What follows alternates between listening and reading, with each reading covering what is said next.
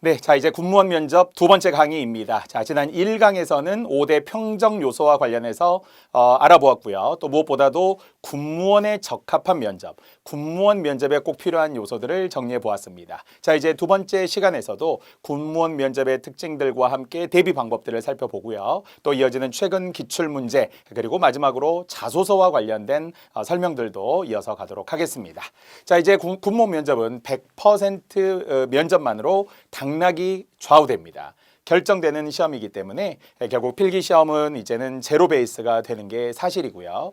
그러면 15분, 20분 안에 얼마나 자신을 잘 드러내느냐, 3명의 면접관에게 얼마나 잘 자신의 면접에 대한 능력이 드러나느냐는 게 중요합니다. 자, 그렇기 위해서는 결국 여러 가지 대비가 필요하더라. 그래서 결국 필기 성적과 상관없이 면접으로 당락이 좌우되는 군무원 시험이라는 걸 먼저 소개해 드리고요. 자, 그렇기 때문에 무엇보다도 책임감과 사명감이 필요하며 최근 국내외 정세도 정확하게 파악하고 있어야 한다고 했습니다. 보통 책임감이라는 것은 무엇이냐? 정말 책임을 다해 맡은 바 소임을 다하는 거잖아요. 군무원은 특히 군대에서도 특히 필요한 것이 자신이 그걸 잘 마무리했느냐라는 거예요. 리더십에 관한 이야기들도 많이 하는데요. 그 리더십이라는 게 무엇이냐? 결과를 낼 줄 아는 리더, 결과에 책임을 질 줄 아는 리더잖아요. 정말 고위 장교들이 책임을 지고 군복을 벗는 경우들이 명예롭게 생각하는 거잖아요. 그래서 여러분들에게도 중요한 명예라는 것도, 글로리라고 하는 명예라는 것도 있었으면 좋겠습니다. 물론 우리는 60세까지 정년이 보장되는 군무원의 시험이면서 또 군무원이라는 이제 업무를 또 그 일을 담당하는 거기 때문에 군복을 벗고 이런 거는 아니잖아요. 하지만 그럼에도 불구하고 막중한 사명감과 그 사명감이라는 걸 저는 소명의식이라고 말하거든요. 어느 날 하늘에서 그냥 갑자기 뚝 떨어지는 것은 아니지만 그러나 뭔가 나에게 적성에 맞아야 된다는 거죠. 제가 예상하는 군무원 면접의 정답이에요. 면접의 정답은 저는 군부대 또는 이런 군인 정신으로 무장되어 있거나 적성에 맞다라는 거예요. 이 군인 정신 자체가 적성에 잘 맞아서 맡은 바 책임을 다하고, 그래서 책임을 다하고 성격이 군대와 잘 맞습니다. 적성에 맞습니다. 이렇게 처음부터 말을 하는 게 좋을 것 같아요. 적성에 맞지 않지만 어떻게 하니까 지원했고요. 저는 다시 돌아갈 생각도 있고요. 절대 안 된다는 거예요. 그래서 왜 군무원이냐, 왜 군무원이어야만 하느냐라는 것을 강력하게 어필해 주셔야 한다는 거예요. 하다 보니까 왔다 안 돼요. 했는데 안 맞아서 떠나 이런 거 아니에요. 그래서 저는 진득하다, 또 오랫동안 유지한다, 한번 선택하면 그 선택에 대해서는 후회가 없다, 성격이 그렇다라는 것들이 잘 드러났으면 좋겠습니다. 자, 특히 군대에서 장기간 근무할 수 있는지를 중요하게 여긴다는 겁니다. 대기업도 마찬가지거든요. 대기업도 신입사원을 선발을 해놓고 보니까 절반 이상이 이직을 해요. 나가버립니다. 그러면은 그에 따른 비용들, 시간들 너무나 아깝잖아요. 군무원도 마찬가지거든요. 처음부터 부대에서 근무하는 걸 알고 오기 때문에 장기간 부대에 근무했을 때의 장점만 놓고 생각하는 거예요. 그래서 여러분이 그 장점을 한번 리스트를 1번부터 한 10번까지 정리해 보라는 거예요. 아까도 얘기했지만 그래도 다른 어떤 직업보다는 공무원이 좋고 군무원이 좋은 건 맞는데 그것이 대체적인 것 아니면은 그냥 차선의 선택 때문에 온 것이 아니라 가장 좋다, 공무원의 장점과 군인의 장점을 모두 가지고 있는 것이라는 틀 안에서 계속 한 순위를 정해놓고 그것이 장점으로 계속 표현이 될 수 있었으면 좋겠습니다. 반면에 이제 잘못하면 이직이나 퇴직이 많고 적응하지 못한 분들도 있더라고요. 자, 그래서 긍정적 인식을 갖고 있어야 한다. 자, 그래서 한번 결정하면 끝까지 실행하고 책임을 다하는 성격이다. 이것이 비단 지금만이 아니라 어렸을 때부터 그렇게 해왔다는 거예요. 조직 생활을 좋아하고, 이제 조직 생활을 좋아한다는 건 어떤 것일까요? 어렸을 때부터 예를 들어서 보이스카웃이나 걸스카웃, 요즘엔 여러 가지 청소년 연맹이나 이런 조직들이 있지만 집단 생활을 해보신 분이 좋을 거예요. 그리고 집단 생활을 했다고 했으면 좋겠어요. 정 없으면 교회 수련회라도 갔어야 됩니다. 그래서 집단 생활이나 아니면 동아리 활동을 하는데 되게 사람들하고의 관계가 원활해야 되겠죠. 대인관계. 이 대인관계가 원활하지 않으면 안 되잖아요. 그래서 대인관계가 원활하기 위해서는 굉장히 많은 헌신이 필요했을 거예요. 내 것도 나눠줘야 되고요. 떡도 나눠줘야 되고요. 우리 집에 놀러 왔을 때도 이해할 수 있어야 돼요. 같이 라면이라도 끓여 먹어야 되고요. 이런 것들이 어렸을 때부터 몸에 배어 있어야 합니다. 그리고 그걸 적성에 맞게 좋아해야 된다는 거예요. 선천적으로 우리가 타고나서 그런 것은 아니지만 그래도 가족적으로 이렇게 사람들과 어울리는 걸 좋아하고 그래서 이렇게 전체 조직 활동하고 함께 모여서 뭘 하고 이런 것들이 좋다. 함께 있다. 누구에게나 그런 생각이 있기를 우리 가족 모두에게도 다 있으면은 훨씬 더 긍정적으로 평가될 거예요. 적성과 소신과 보람과 소명의식을 통해서 지원하였음을 분명히 밝혀야 합니다. 그냥 밝히는 것도 아니고 분명히 밝히자는 거예요. 꼭 반드시 이렇게 제가 절대로 이렇게 우리가 어떤 강조하는 표현들을 쓰면서 나는 적성에 맞다. 소명의식이 있다. 천직이다. 보람을 느낀다. 이렇게 말이죠. 자, 아울러서 최근 남북관계 통일에 대한 의식, 주변 국가와의 관계 등도 잘 정리해야 한다. 특히 분단국가로서의 시사적인 이슈들, 특히 최근에는 남북 정상회담부터 북미 정상회담까지 그래서 결국은 이제는 북한도 뒤에 강조하지만 주적의 개념에서 사라졌기 때문에 2018 국방백서에서 우리의 적을 북한으로 명시했던 것을 이제 없앴기 때문에 아마도 의식이 그렇게 변화되어야 할 겁니다. 다만 군에서는 아직도 우리가 북한과의 대치하는 정국이기 때문에 이렇게 쉽게 약간 평화가 한반도의 항구적인 평화가 정착이 된다는 것에 대해서 의심의 눈으로 보는 부분들이 많이 있어요. 그래서 뒤에서 한번 정리하겠지만 이것을 너무 민감한 부분에 대해서 적극적으로 이야기해서도 안 돼요. 왜냐하면은 그래도 아까도 얘기했지만 면접관들이 군 장성들이 장교들이 지휘관들이 많기 때문에 그 민감한 부분에 대해서 싫어할 수도 있어요. 그래서 좀 조심스럽게 답변을 하시기를 바라고요. 자, 네 번째, 군이라는 조직의 특수성과 관련한 질문이 있다. 그래서 명확한 국가관과 안보 의식이 필요하더라라는 거예요. 그래도 분명히 우리를 해하려고 하고 우리의 어떤 안전과 그다음 우리의 재산과 그다음에 우리의 어떤 권익과 어떤 권리 등을 누군가가 파괴하려고 한다면 그것이 북한일 수도 있는 거고요. 일본일 수도 있는 거예요. 그래서 결국은 투철한 안보관, 우리의 국가는 우리가 지킨다. 우리는 제2의 군인이다. 이런 마음을 가지고 여러분이 군무원이 접근하셔야 돼.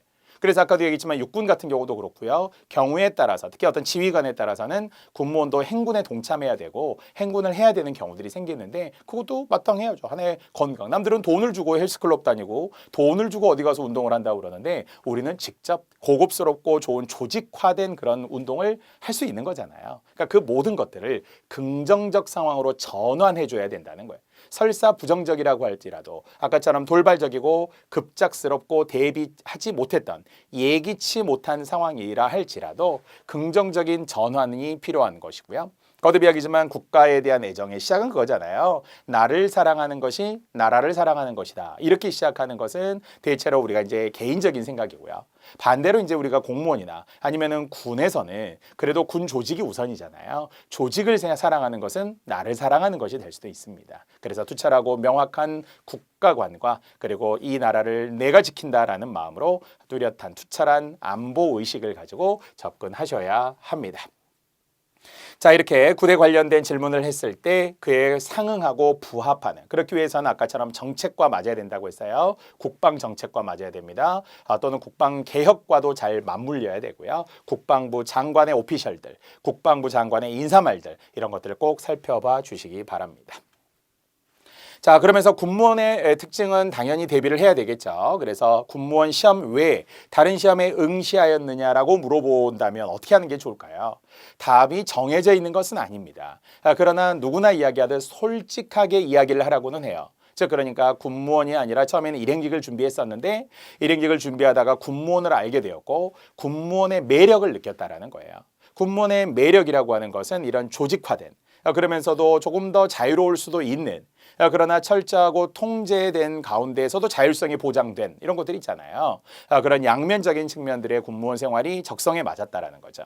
그걸 알게 되어서 그 이후로부터는 군무원 시험에만 목표를 정하고 응시하게 되었다라고 이야기하는 게 좋을 수도 있습니다. 물론 처음부터 군무원인 분들이라면 당당하게 이야기할 수도 있어요.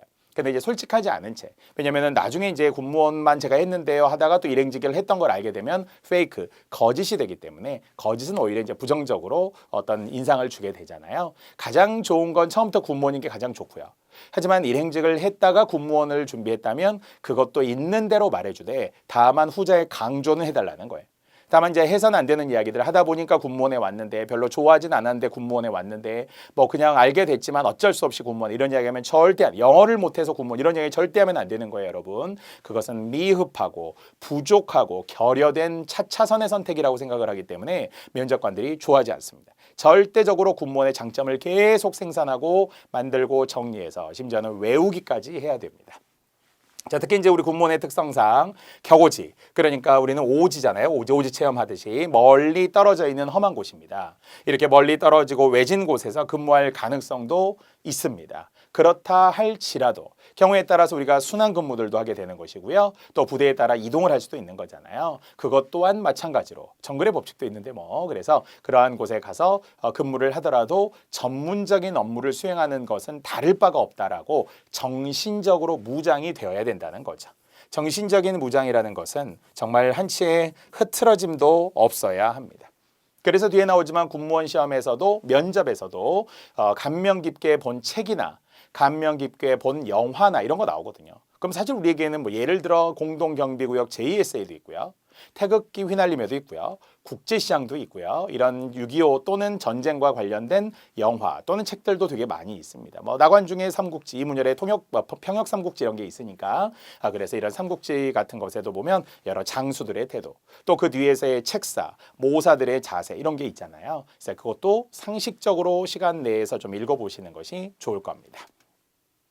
자, 역시 제가 계속 강조하는 것이 국방백서입니다.